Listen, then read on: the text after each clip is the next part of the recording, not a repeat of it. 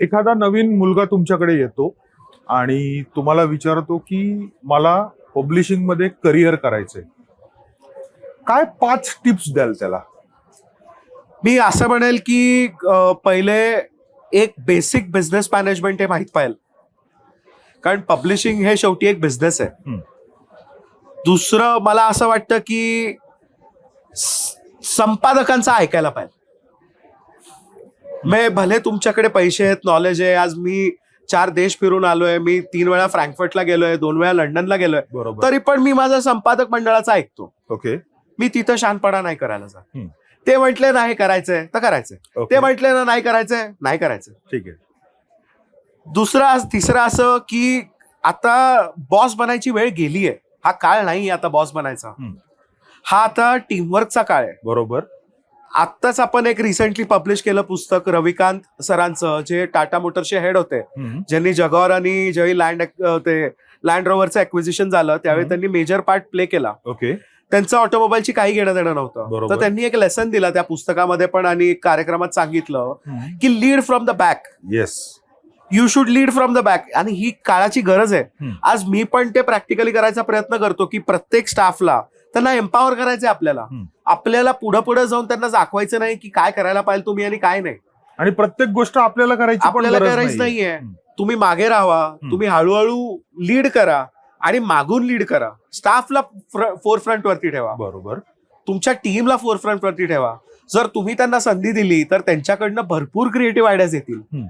So म्हणून teamwork हा अतिशय इम्पॉर्टंट पैलू आहे पब्लिशिंग मध्ये.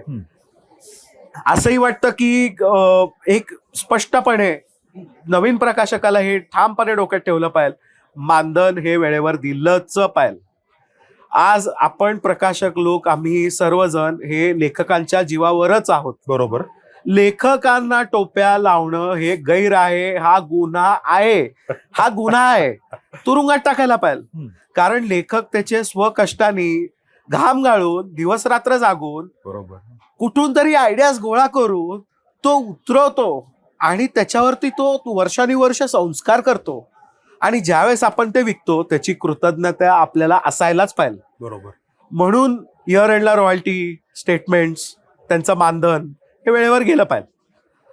आणि अजून एक असा मुद्दा मला असं वाटतं की तुम्ही टीम बरोबर राहा. म्हणजे असे काही प्रकाशक आमच्या फील्डमध्ये आहेत की टीमला भेटून त्यांना 15 दिवस झाले, किंवा भरपूर असं तुम्ही बघाल की साहित्य संमेलनात एवढे सगळे स्टॉल्स आहेत पण मालक लोक नाही आहेत. असं नाही व्हायला पाहिजे. मी बघतोय काही ठिकाणी. नाही, असं नाही व्हायला पाहिजे. धूळ माती आहे ना, तुमची स्टाफ धूळ मातीत आहे ना, तुम्ही पण धूळ मातीत पाहिजे. स्टाफ 12 वाजता जेवणार आहे ना, तुम्ही पण 12 वाजता जेवलं पाहिजे. कारण आपण 365 दिवस सगळे एकत्रच असतो. बरोबर. तर मग हे 4 दिवस आपण का मागे राहायचं? आपण पण त्याच घटकेचे पार्ट आहोत. म्हणून आय थिंक हे असे काही गोष्टी आहेत जे आम्ही स्वतःला प्रयत्न करत असतो की इथपर्यंत जायचा. सो मला असं वाटतंय की हे एक सिंपल गोष्टी आहेत की एक नवीन प्रकाशक नक्कीच याच्याबद्दल विचार करू शकतो.